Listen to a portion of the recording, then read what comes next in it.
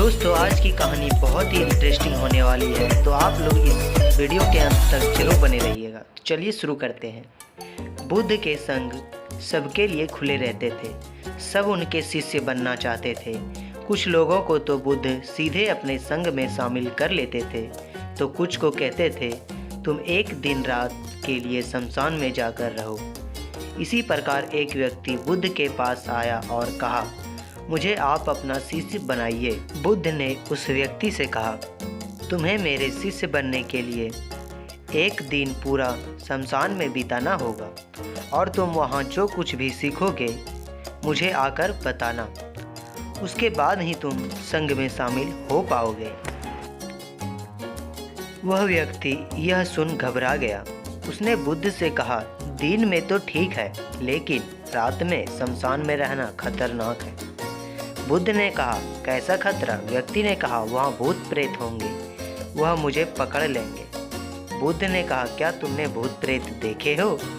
व्यक्ति ने कहा, नहीं, पर मैंने सुना है और कुछ लोगों को तो देखा है जिसमें भूत आ जाते हैं। वह अजीब अजीब हरकतें करते हैं। तब बुद्ध ने कहा, तो तुम्हारे पास ये सुनहरा अवसर है ये जानने का कि भूत प्रेत होते हैं या नहीं।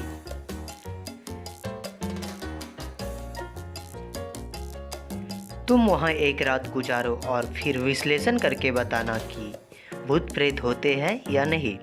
अगर तुम्हें वह मिल गए तो तुम उनका विश्लेषण करना कि वह कैसे होते हैं, और अगर नहीं मिले तो तुम यह भी जान जाओगे कि वह नहीं होते हैं। तुम घबराना मत, वहाँ जो भी घटना होगी तुम मुझे उसे आकर बताना। व्यक्ति ने कहा, ठीक है गुरुदेव, अगर आप कहते हैं तो एक पूरा दिन और रात मैं शमशान में गुजार लूँगा।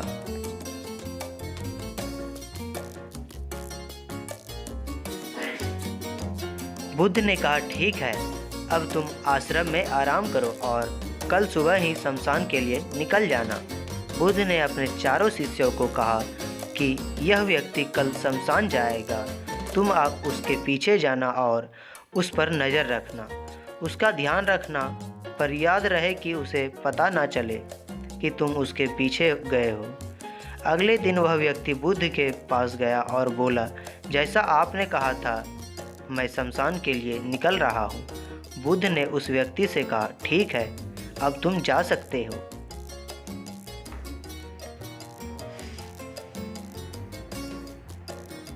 वह व्यक्ति शमशान गया। अगले दिन वह व्यक्ति बुद्ध के पास आया। बुद्ध उसे देख मुस्कुराए और बोले कि तुमने एक पूरा दिन वहाँ गुजारा, तुमने क्या देखा और क्या सीखा? व्यक्ति ने कहा, मैं वहाँ सुबह सुबह गया। कुछ देर बाद मैंने देखा कि कुछ लोग एक अर्थी लेकर आ रहे हैं। कुछ लोग सामान्य थे तो कुछ लोग बेहद खुश थे। वह कह रहे थे कि उस व्यक्ति ने अच्छे कर्म किए हैं, यह बहुत किस्मत वाला है। उस बुजुर्ग के बेटे ने अपने पिता की चिता को अग्नि दी।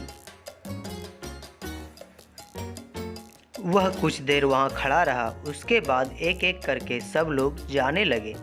थोड़ी देर बाद वहाँ दो और अर्थियाँ आई, जिसमें एक अर्थी किसी अमीर व्यक्ति की थी जो बहुत सजी धजी थी, उसमें बहुत सारे लोग थे, जबकि दूसरी किसी गरीब व्यक्ति की थी जो बेहद साधारण थी, उसमें कुछ ही लोग थे। अमीर व्यक्ति की चिता चंदन की लकड़ी पर जलाई गई, जबकि और गरीब व्यक्ति की साधारण लकड़ी से। पहले अमीर व्यक्ति की चिता को जलाया गया क्योंकि वह अमीर था, जबकि बाद में गरीब व्यक्ति की।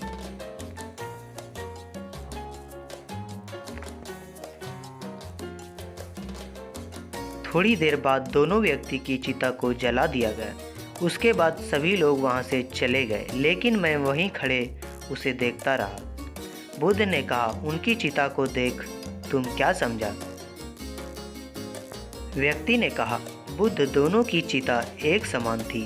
दोनों का शरीर उस चिता में जल भी एक समान रहे थे। उसके बाद दोनों उसमें जल गए। अंतिम में जो बचा वह भी एक जैसा ही था, उसमें कुछ अलग नहीं था। हे बुद्ध। उसके बाद वहाँ एक स्त्री की अर्थी आई।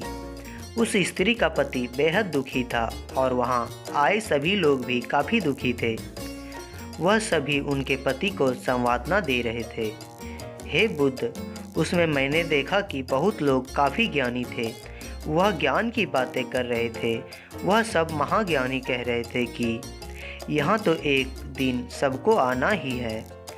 जीवन हमें ज्ञानता और परोपकार से जीना चाहिए। किसी को कभी भी कष्ट नहीं देना चाहिए। धन के पीछे हमेशा भागकर कुछ नहीं होता है। अंतिम में हम सबको एक दिन शमशान में ही जाना होता है।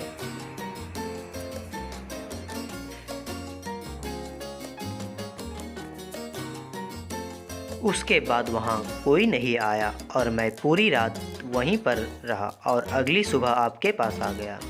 बुद्ध ने पूछा, क्या तुमने वहाँ कोई भूत प्रेत देखा? व्यक्ति ने कहा, नहीं, मुझे वहाँ कोई भूत प्रेत नहीं दिखा। पूरी रात मैं अपने आप से डरता रहा, पत्तों से डरता रहा, जानवरों की आवाज़ों से डरता रहा, लेकिन पूरी रात में मुझे कोई भी भूत प्रेत नज़र नहीं आए। बुद्ध ने उस व्यक्ति से कहा, ठीक है, अब तुम जाओ और आश्रम में आराम करो।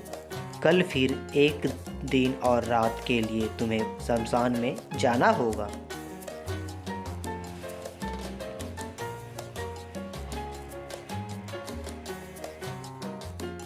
वह व्यक्ति यह सुन बोला, आप कैसी बातें कर रहे हैं? आपके कहने पर आज मैं पूरी दिन वहाँ रुका। वह समय मैंने कैसे काटा मैं ही जानता हूँ। अब मैं दोबारा वहाँ नहीं जाऊँगा। बुद्ध ने कहा, देखो, जो खास चीज़ें तुम्हें वहाँ जाकर मिलनी है वह तुम्हें अभी तक नहीं मिली है। तुम एक दिन और वहाँ रुको, तुम्हें वह अवश्य मिल जाएगी।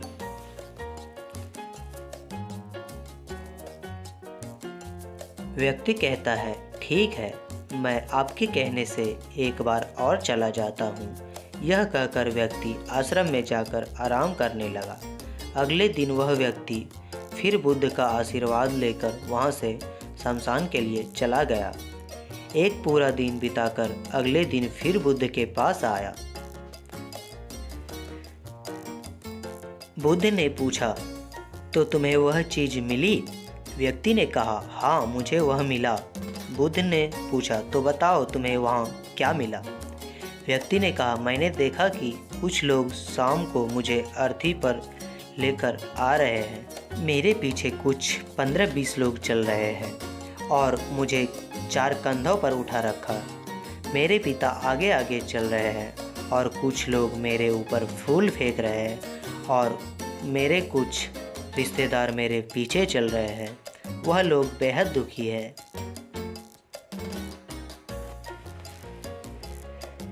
मेरे पिता और भाई भी बेहद दुखी हैं। कुछ उन्हीं में से दुखी होने का नाटक कर रहे हैं, तो कुछ लोग मेरे पिता को संवातना दे रहे हैं। वहीं दूर खड़ा मेरा भाई बेहद दुखी है। कुछ लोग उसे संवातना देकर बोल रहे हैं कि तुम ही अब सबके इकलौते वारिस हो, और कुछ लोग कह रहे हैं कि ये गलत हुआ। वह लड़का तो अभी जवान था, अभी तो उसने कुछ देखा भी नहीं था और उसके साथ ऐसी घटना हो गई। तभी मुझे अर्थी पर लिटा दिया गया और सारा कार्यक्रम किया जाने लगा। मैं यह सब अर्थी पर लेट देख रहा था। मैं उस अर्थी से उठना चाहा, लेकिन मैं उठ नहीं सका। मैं सांस लेना चाहता था, लेकिन सांस नहीं ले पा रहा था, क्योंकि मेरे अंदर सांस नहीं थी। मैं अपने पिता को गले लगाना चाहता था, लेकिन मैं उठ नहीं सकता था। मैं अपने भाई को गले लगाना चाहता था, उसे कहना चाहता था कि तुम माता पिता का ध्यान रखना, लेकिन मैं बस लेटा देख रहा था, कुछ कर नहीं सकता था। उसके बाद मेरी चिता पर लकड़ियाँ सजाई जा रही थी। मेरा मुंह भी ढक दिया गया। मुझे बस अब उस चादर के पार कुछ नहीं दिखाई दे रहा था।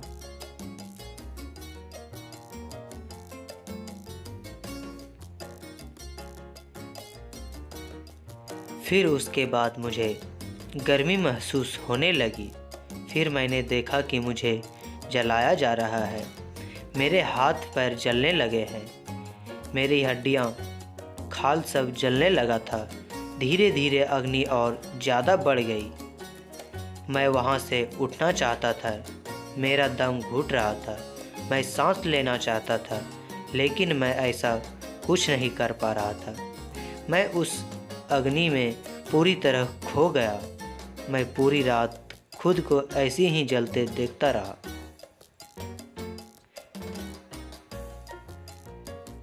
मैंने देखा कि अंतिम रूप से मेरे पास केवल मेरी राख ही बची हुई है।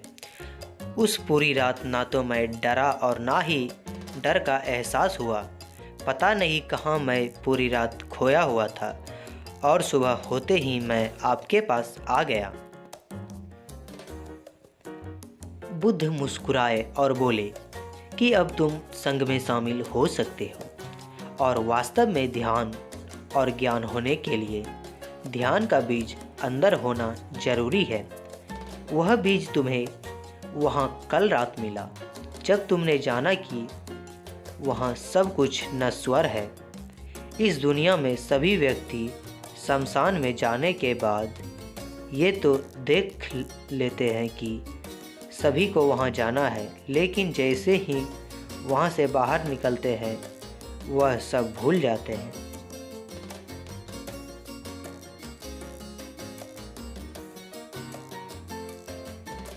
और फिर अपनी ज़िंदगी वैसे ही जीते हैं, वैसे ही कर्म करते हैं, वैसे ही अधर्म करते हैं, वैसे ही चाल चलन करते हैं और वैसे ही क्रूरता दिखाते हैं। और जैसे ही शमशान में जाते हैं सब धार्मिक हो जाते हैं। पहली बार जब तुम शमशान में गए तो तुम भी उन्हीं ज्ञानी व्यक्तियों की तरह थे, जैसे कि वहाँ सभी महाज्ञानी व्यक्ति आते हैं।